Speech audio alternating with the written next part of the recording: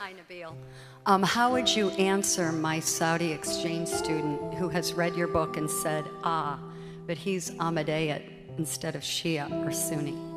So some people, thanks for the question. Many people will say, they'll point to the sect and they'll say, Nabeel's sect is not a sect that we agreed with. And I could defend that. I could say, no, that's a problematic position, but I'm not going to. I'll do the even if argument, and I'll say, even if you're right, and my sect is a different enough form of Islam that it doesn't apply, that doesn't change any of the arguments. The arguments are still the same.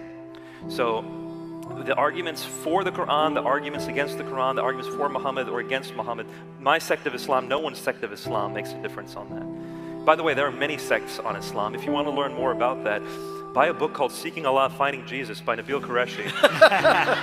That's a good one. Yeah, I've read that one. Yeah, that's good. I've met the author. I've got another Twitter.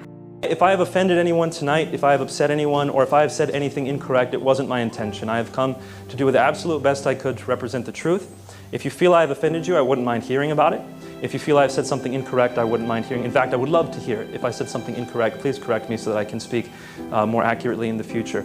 I pray that God would bless you all with a true, abundant joy that comes from Him and Him alone, and that you would know Him to the full. Thank you so much.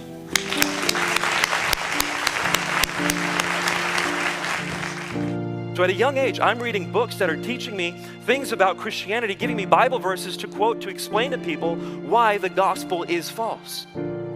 And so when I'd get to school, I'd have conversations with friends. I remember a very specific one from 11th grade. It was in my Latin class, and there was a girl in front of me who I thought was a bit crazy.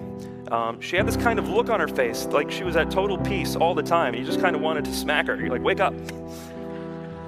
And when she talked to you, she talked with this kind of passion and conviction. We thought she was crazy. Turned out she was on fire for the Lord, but it looks the same if you don't know what that is. And so she turns around one day and she says to me, Nabeel, can I ask you a question? I said, go ahead. She says, do you know Jesus?